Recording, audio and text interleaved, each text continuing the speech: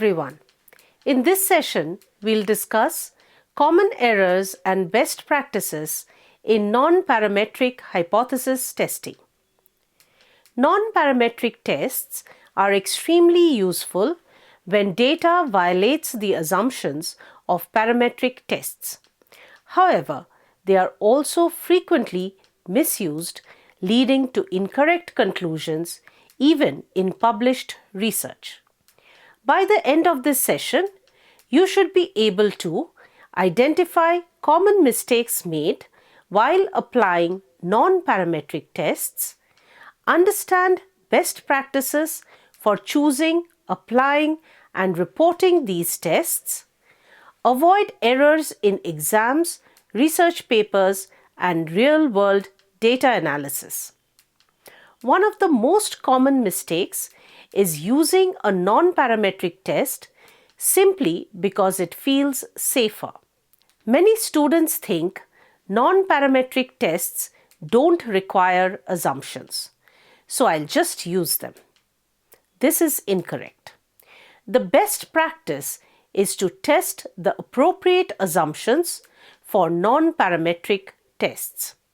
For example, independence of observations, appropriate measurement scale, similar distribution shapes in some tests such as Mann-Whitney U. You should explicitly justify your choice by stating data is ordinal or normality is violated or sample size is small. In exams and dissertations, always explain why a non-parametric test was selected. Another very frequent error is choosing the wrong test based on study design. For example, using Mann-Whitney U when data is paired or using Wilcoxon signed rank when samples are independent. If you have independent sample, use the Mann-Whitney U or Kruskal-Wallis test. If the measures are related or repeated, use the Wilcoxon signed rank or Friedman test. Before selecting a test, always ask, are the same subjects measured more than once? If yes, the data is related and paired tests must be used. A subtle but serious mistake is applying non-parametric tests to inappropriate data types. For example, using Mann-Whitney U on purely nominal data or using Spearman's correlation when variables cannot be meaningfully ranked. The best practice is to always match the test to the scale of measurement, not convenience. Many learners mistakenly believe that non-parametric tests compare means. This is false.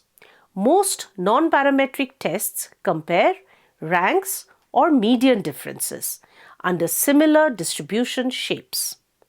For example, Mann-Whitney U test compares distribution of ranks, not means, and Kruskal-Wallis tests whether group medians differ.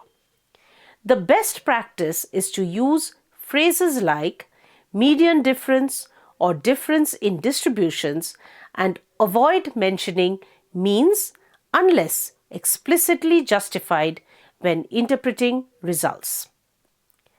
Another common mistake is stopping the analysis too early. Tests like Kruskal-Wallis and Friedman only tell us that at least one group differs. They do not tell us which groups differ. The best practice is to always follow up with post hoc tests like the pairwise Mann-Whitney tests after Kruskal-Wallis and pairwise Wilcoxon tests after Friedman, and then apply Bonferroni correction to control type 1 error. Some believe non-parametric tests are inferior or weaker. This is misleading. Non-parametric tests are more robust, less sensitive to outliers, and ideal for skewed or real-world data. Best practice is to choose the test that fits the data, not one that appears more advanced. To summarize, the common errors to avoid are using tests without justification, confusing independent and paired designs, ignoring measurement scales, misinterpreting ranks as means, and skipping post hoc analysis. Best practices are to understand your data first, match the test to design and scale, and interpret results correctly. If you master these principles, non-parametric testing becomes simple, powerful, and reliable. Thank you and happy learning.